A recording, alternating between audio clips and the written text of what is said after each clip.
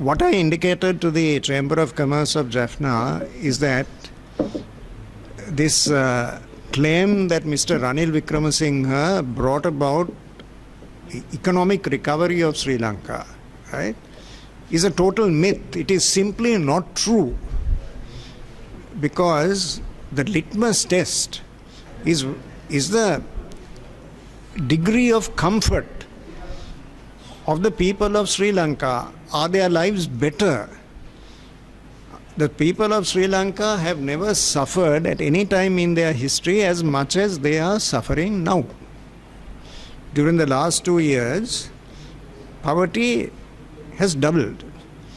Mr. Ranil Wickremesinghe has been in power not through a mandate of the people, but as a result of a parliamentary selection. He has been in power for 2 years and 2 months. That is a period during which poverty doubled. Today, 500,000 children have had to leave school because their parents cannot provide them with the basic resources to continue their schooling. Child malnutrition is running today at 27%. More than 950,000 people have lost their livelihoods. 200,000 SME sector companies have collapsed. Right? About 1.1 million people have had their electricity disconnected. Now, these are not signs of an economic recovery. We cannot blame the International Monetary Fund, because the IMF has consistently said that before implementing the program with the IMF, it is absolutely necessary to put in place a strong social safety net in order to look after the most vulnerable sections of the people, the least affluent sections of people. That has not happened. What you see today is an inversion of social equity. The country is in a serious economic crisis, but in order to find ourselves a way out of that predicament, the largest, the heaviest burden must fall on shoulders that are best able to bear that burden. What Mr. Wickremesinghe has done is the opposite of it. He has placed the burden on shoulders that are not able to bear the burden, the poorest sections of the people. For instance, the invasion of the Employees' Provident Fund and the Employees' Trust Fund. Now, he claims that he has solved the problems connected with Sri Lanka's international debt, restructuring. What has he done in the name of restructuring? The bulk of Sri Lanka's external debt is owed to private creditors, right? The international sovereign bonds, right? That's about 40%, the primary dealers and others. Now, he has signed some agreements with the official creditors, that is the Paris Club, Japan and the European countries, and the main creditors outside the Paris Club, that is India and China, Exim Bank of China. But the bulk of it, the 40% that is owing to private creditors, has not even been touched. So how has the problem been solved?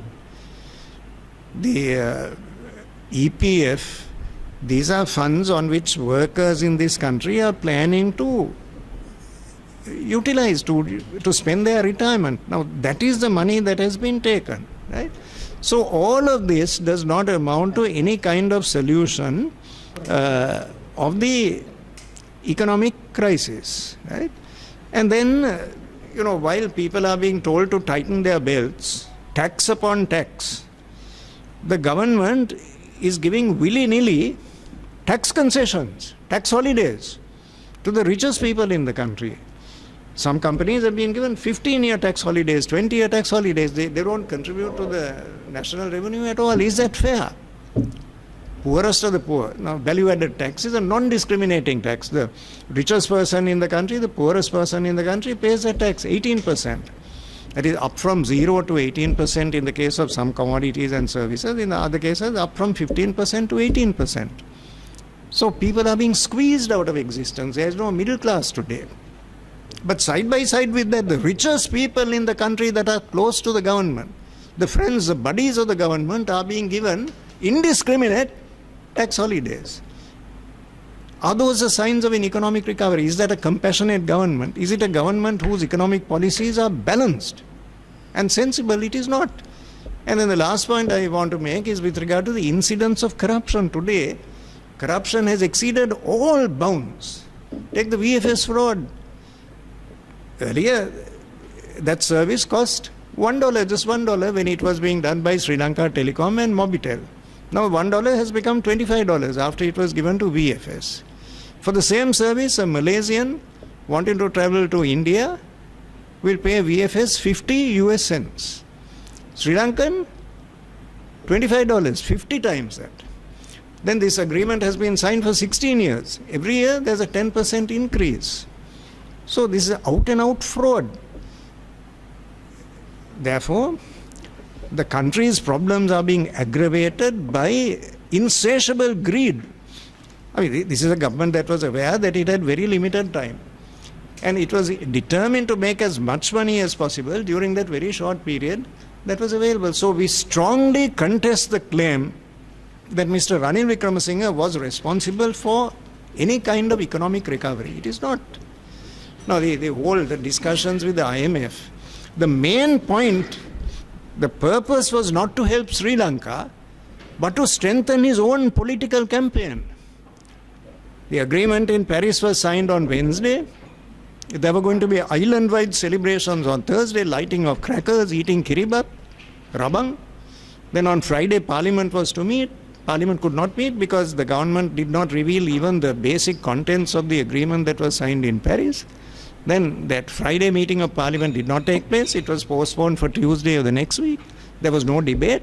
Mr. Wickremesinghe simply came to Parliament and made a speech and went away. So we did not derive the fullest benefit that the country was entitled to in negotiations with the IMF, because the primary consideration was not the well-being of the country, but the political ambitions of Mr. Ranil Wickremesinghe, whereas countries like Ghana were able to achieve about a 32% haircut because they prioritized. It was done with sincerity and single-minded sense of purpose. We did not do that, and we are suffering the consequences. So we do not accept for one moment the claim of Mr. Wickremesinghe that he was responsible for any kind of economic recovery.